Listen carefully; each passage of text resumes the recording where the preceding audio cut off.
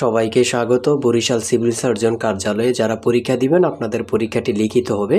আজকে একটি লিখিত পরীক্ষার প্রশ্ন প্যাটার্ন নিয়ে এসেছি। ইনশাল্লাহ এই প্যাটার্ন থেকে 25 থেকে 30 নাম্বার অনায়াসে কমন পাবেন। ধৈর্য সহকারে সম্পূর্ণ ভিডিওটা দেখলে আপনি পরীক্ষায় পাস করতে পারবেন।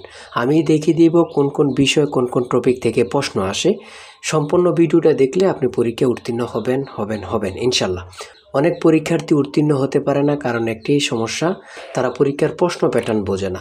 কোন কোন বিষয় কোন কোন টপিক থেকে প্রশ্ন আসবে এটা বোঝে নাই বলেই কিন্তু পরীক্ষা উত্তীর্ণ হতে পারে না। আমি একটি মডেল টেস্ট নিয়ে এসেছি, সম্পূর্ণ প্রশ্নটা সমাধান করে দেখিয়ে দিব। তার আগে বলে রাখি, আপনারা যারা সিভিল সার্জন কার্যালয়ে পরীক্ষা দিবেন আপনাদের জন্য স্পেশালভাবে চূড়ান্ত সাজেশন তৈরি করা হয়েছে। পরীক্ষার প্রশ্ন প্যাটার্ন যেভাবে সেমভাবে আমাদের সাজেশন উল্লেখ রয়েছে।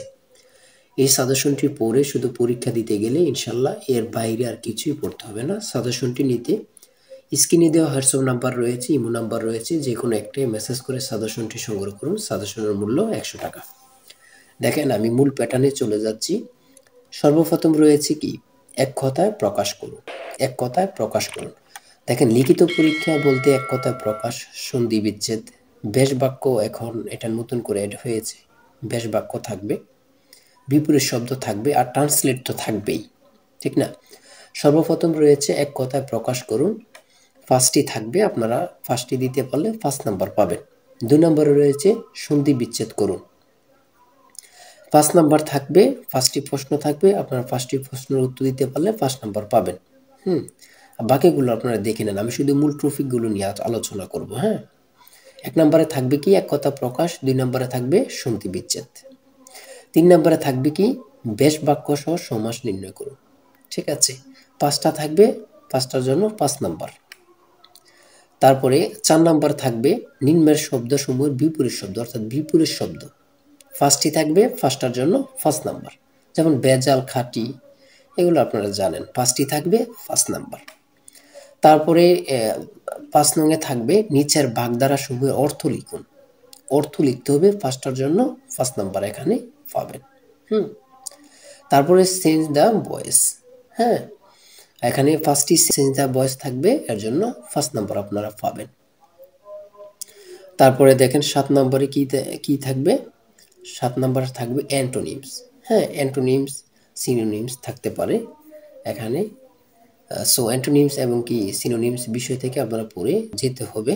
আমাদের সাজেশনে কিন্তু একটা সুবিধা বলতে প্রত্যেকটি প্রশ্নের ব্যাখ্যা ও সমাধান সহ পাবেন। এটা একটা খুব গুরুত্বপূর্ণ। ঠিক আছে, তারপর 8 নম্বরে রয়েছে নিম্নের বাক্যসমূহের ইংরেজি অর্থাৎ ট্রান্সলেট। ঠিক আছে, ট্রান্সলেট করবেন আপনি। তোমার বাবার পেশা কি?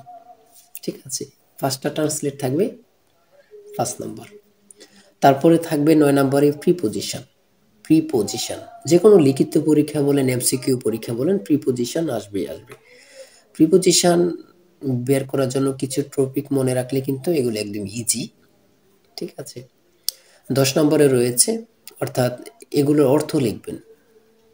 অর্থ লিখবেন, 5টা থাকবে, 5 নম্বর আপনাকে দেয়া হবে। 11 নম্বর হচ্ছে সংক্ষিপ্ত প্রশ্ন। এখানে সাধারণ জ্ঞান থাকবে, বাংলাদেশ বিষয়গুলো নিয়ে, আন্তর্জাতিক বিষয়গুলো নিয়ে সাধারণ জ্ঞান থাকবে। যেমন মৌলভীবাজার উপজেলা কয়টি? 7টি। সুয়েজ খাল কোথায় অবস্থিত? মিশরে। খুব গুরুত্বপূর্ণ। বাংলাদেশের সংবিধানের মোট কতটি অনুচ্ছেদ আছে? 153। খুবই গুরুত্বপূর্ণ একটি প্রশ্ন। স্বাধীনতা ঘোষণাপত্র কবে গৃহীত হয়? 10 এপ্রিল 1900 সালে। খাবার স্যালাইন বানানোর কত ঘন্টা পর্যন্ত খাওয়া যেতে পারে? 12 ঘন্টা। বীরবল কোন লেখকের ছদ্মনাম? প্রমথ চৌধুরী। প্রধান বিচারপতি নিয়োগ দেন কে? রাষ্ট্রপতি। পাহাড়পুর কোন জেলা অবস্থিত? নওগাঁ জেলায়। গুরুত্বপূর্ণ। মাধবকুণ্ড জলপ্রপাত মৌলভীবাজারের কোন উপজেলা অবস্থিত? কমলগঞ্জ উপজেলায়। কমলগঞ্জ উপজেলায়। শহীদ বুদ্ধিজীবী দিবস কত তারিখ? 14 ডিসেম্বর। আপনারা সকলে জানেন। বাংলাদেশের স্বাধীনতা দিবস কত তারিখ? 26 মার্চ। বাংলাদেশের শিশু দিবস কত তারিখ? 17 মার্চ। বাংলাদেশের জাতীয় বৃক্ষ কোনটি? আম গাছ, আম বৃক্ষ আর কি। বাংলাদেশের ভোটার হওয়ার সর্বনিম্ন বয়স কত? 18 বছর। গণিত অংশে 71 সংখ্যাটির মোট বাচক কতটি? ঠিক আছে, অঙ্কটির সমাধান দেওয়া আছে, আপনারা দেখে নেবেন। ঠিক আছে, প্রদত্ত সংখ্যাটির বাচক 1, 2, 3, 4, 6, 8, 9, 12, 18, 24, 36, 72।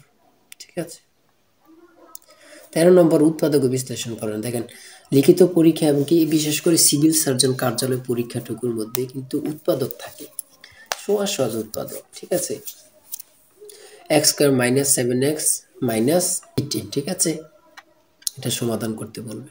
14 নম্বরে সমকোণ ও বৃহতি কোণের সংজ্ঞা লিখো।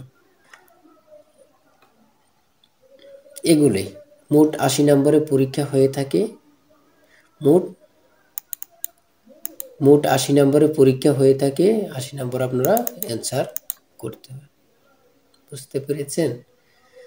আজকের ভিডিও এই পর্যন্ত। যদি ভালো লাগে চ্যানেলটি সাবস্ক্রাইব ও পেজটি ফলো দিয়ে লাইক কমেন্ট করে আমাদের সাথেই থাকবেন এবং কি চ্যানেলটি সাবস্ক্রাইব করবেন। আর সাজেশনটি অবশ্যই সংগ্রহ করে রাখবেন যদি আপনি সিভিল সার্জন কার্যালয়ে একজন পরীক্ষার্থী হয়ে থাকেন। সবাই ভালো থাকবেন, সুস্থ থাকবেন। আল্লাহ হাফেজ।